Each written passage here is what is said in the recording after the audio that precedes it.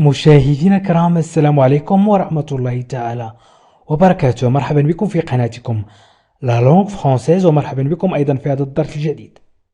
في هذا الدرس سنحاول أن نستعمل مجموعة من الأفعال ومجموعة من النعوت أي les adverbes لنكون جمل، ومن ثم سنكون نص. حاولوا أن تتابعوا معي الدرس، وأنا سأحاول أن أقدم لكم شيء جديد. إذن الفعل الأول faciliter، يسهل. permettre، يسمح. exister، يوجد.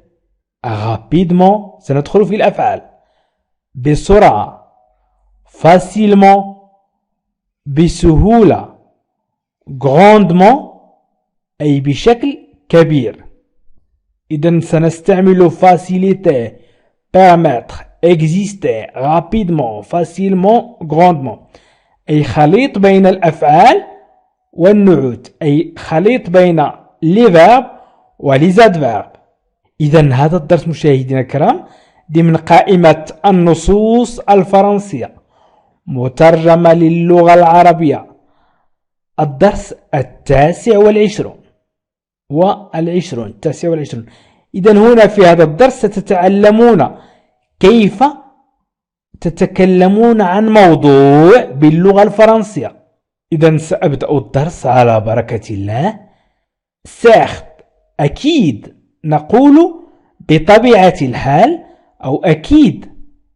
une voiture، أي سيارة. certes، قلنا أكيد أو بطبيعة الحال. une voiture، سيارة. سنستعمل الفعل الأول وهو faciliter، وسنقول facilite. facilite. une voiture facilite، أي تسهل.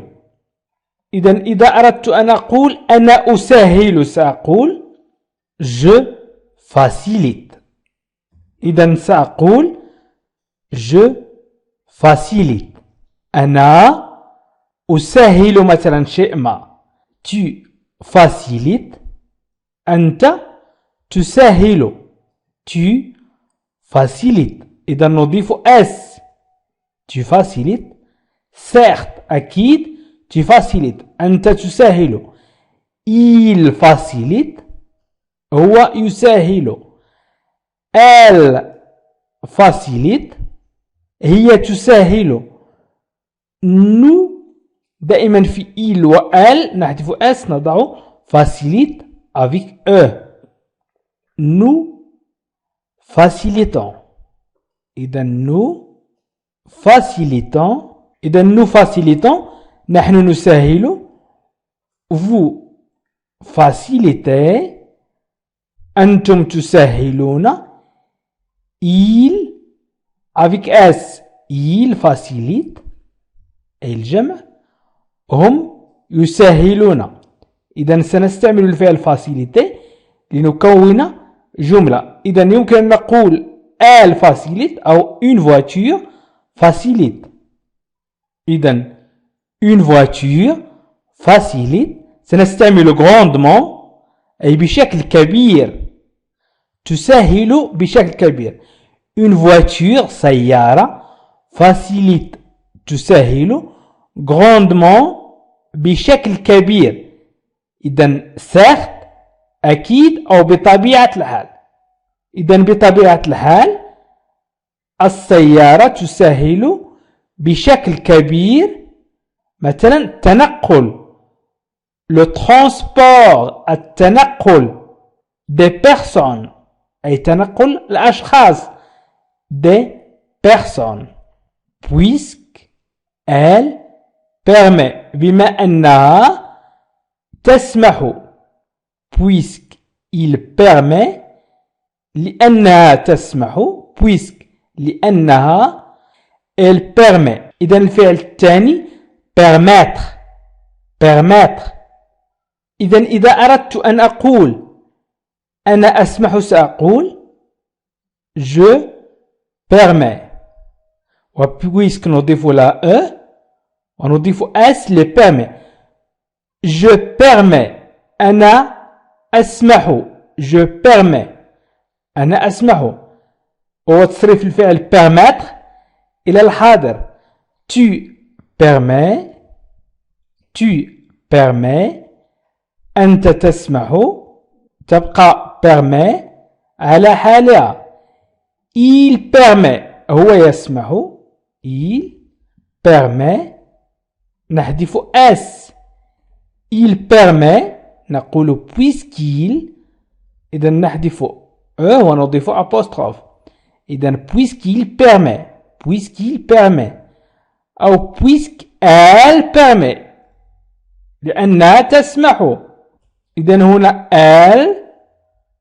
elle تعود على une voiture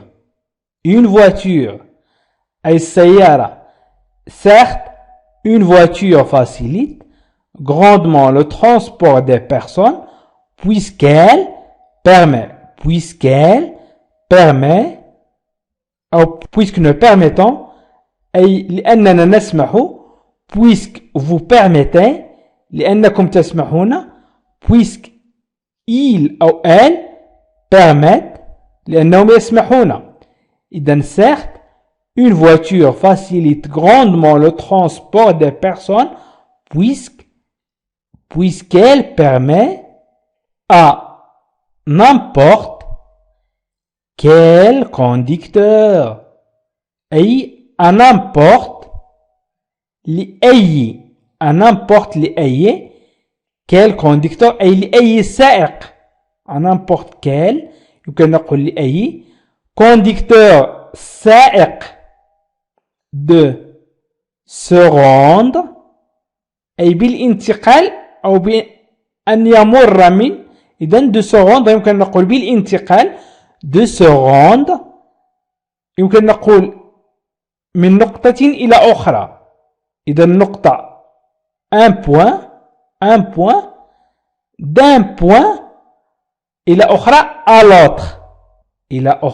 à l'autre إذا سأستعمل rapidement l'adverbe الأول هو rapidement أي بسرعة نقول rapide سريع grande كبير grandement أي بشكل كبير rapidement بسرعة rapide سريع rapidement بسرعة grande كبير grandement بشكل كبير et facilement أي بسهولة facilement بسهولة facile سهل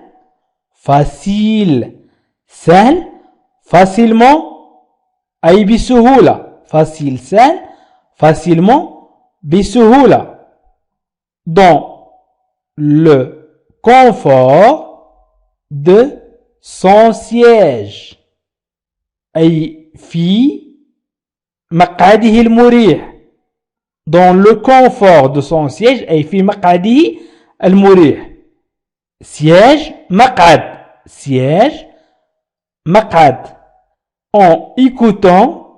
en écoutant أي وهو يستمع يمكن نقول وهو يستمع إلى الموسيقى في مقعده المريح وهو يستمع إلى الموسيقى en écoutant de la musique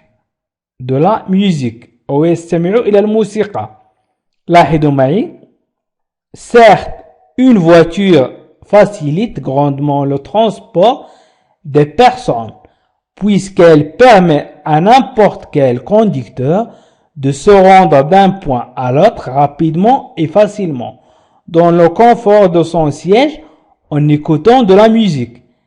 إذن حاولت هنا أن أقدم لكم أفعال وأيضا نوت أي des verbes et des adverbes. إذن سأكمل النص mais لكن la voiture السيارة ne présente لا تقدم pas que des avantages إذن لا تقدم فقط المزايا إذن des avantages يمكن نقول الفوائد أو المزايا ne présente pas ne présente pas. إذا قلنا mais la voiture présente إذن السيارة تقدم que des avantages أي المزايا أو الفوائد. إذا حذفنا ne pas تصبح mais la voiture présente que des avantages أي السيارة تقدم فقط الفوائد أو المزايا. وإذا قلنا mais la voiture ne présente pas que des avantages أي لا تقدم فقط المزايا. En effet على الرغم من en effet تعني على الرغم من bien que les avantages d'utiliser une voiture sont très connus. على الرغم من أن فوائد les avantages d'utiliser استعمال une voiture سيارة sont très connus أي معروفة جدا. فوائد استعمال السيارة معروفة جدا. très connu بسبب à cause de بسبب à cause des ممكن نقول à cause des permanentes campagnes de marketing des fournisseurs. إذن رغم أنك تجد كلمات صعبة شيئا ما فسأشرحها بدقة. إذن à cause des permanentes campagnes إذن بسبب الحملات المستمرة. campagne الحملات permanente المستمرة de marketing أي التسويق de marketing أي التسويق الحملات التسويقية. إذا قلنا compagnie de marketing أي الحملات التسويقية. وماركتينج هي كلمة دخيلة على اللغة الفرنسية وهي كلمة إنجليزية دخيلة على اللغة الفرنسية. de marketing des fournisseurs أي للبائعين. إذن يمكن أن نقول البائعين أو الموردين. إذن en effet bien que les avantages d'utiliser une voiture sont très connus à cause des permanentes campagnes de marketing des fournisseurs. إذن المزايا يظهرها البائع أو الموردين. إذن هناك des inconvénients.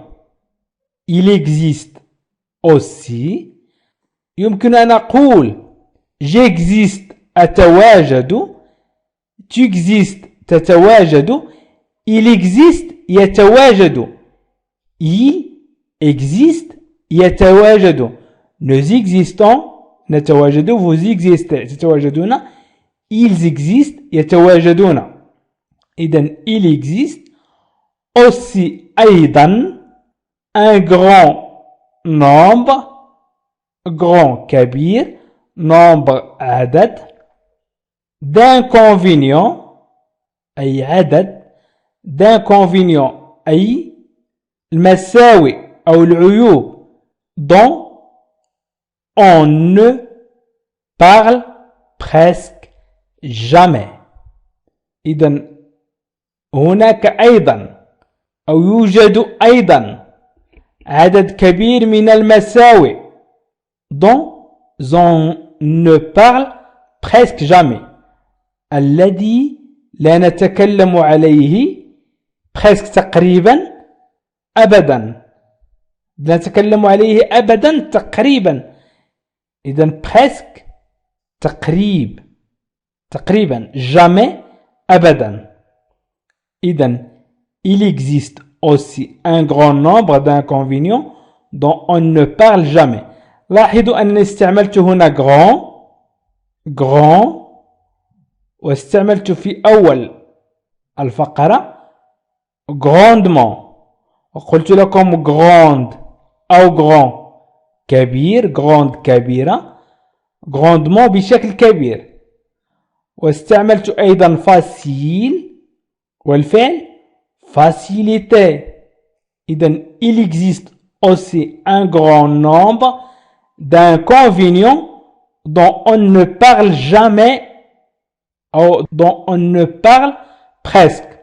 إذن هنا إذا أردت تصريف الفعل parler au présent je parle أتكلم tu parles تتكلم il parle يتكلم on parle نتكلم nous parlons نحن نتكلم vous parlez أنتم تتكلمون ils parlent هم يتكلمون. إذن il existe aussi un grand nombre d'inconvénients dont on ne parle jamais. إذن التي لا نتكلم عنها أبدا. on ne parle jamais وليس presque jamais. presque تقريبا. عندما نقول presque نقول تقريبا. mais qui nous concernant tout. mais لكن qui nous concernant tout أي هذا الأمر يهمنا جميعا أو لا نتكلم عن الأمر الذي يهمنا جميعا. مثلا qui nous concernant أي يهم nous concernant يهمنا tout جميعا. إذن il existe aussi un grand nombre d'inconvénients dont on ne parle presque jamais mais qui nous concernant tout. إذن استعملت الفعل parler exister وأيضا استعملت faciliter وpermettre واستعملت les adverbes grandement ورapidement وfacilement. إذن استعملت الفعل parler يتكلم عفوا سألون يتكلم بالأحمر. إذن parler يتكلم استعملت 4 أفعال. faciliter يسهل permettre يسمح exister يوجد parler يتكلم. وإذن استعملت 3 adverbes rapidement وfacilement وgrandement. وقلنا grande facile سهلة وgrand كبير grande كبيرة.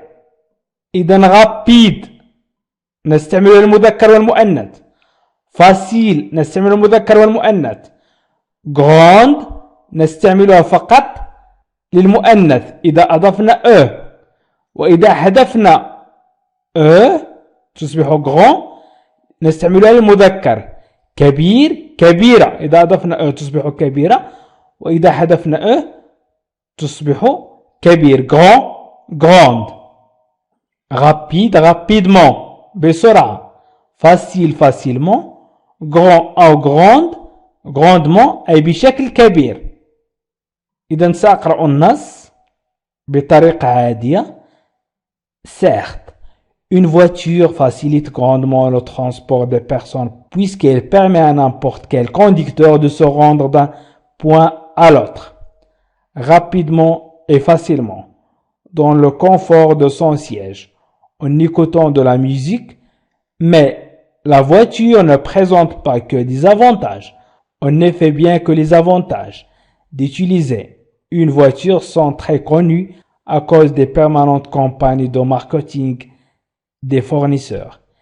Il existe aussi un grand nombre d'inconvénients dont on ne parle presque jamais mais qui nous concernent tout. مشاهدينا الكرام أشكركم كثيرا على تتبعكم لهذا الفيديو وأقول لكم مرحبا بكم في المدرسة الخاصة لتعلم اللغة الفرنسية مجانا. وأقول لمن التحق بنا مؤخرا يمكنه الضغط على الروابط أسفل الفيديو في خانة الوصف وفي خانة التعليق أو الضغط على لا لونغ فرونسيز هو اسم القناة هو أسفل الفيديو والضغط على بلاي ليست أو قوائم التشغيل وسيجد جميع البرامج. انزل إلى أسفل وستجد جميع برنامج تعلم اللغة الفرنسية للأطفال وبرنامج تعلم اللغة الفرنسية للمبتدئين والمستوى المتوسط.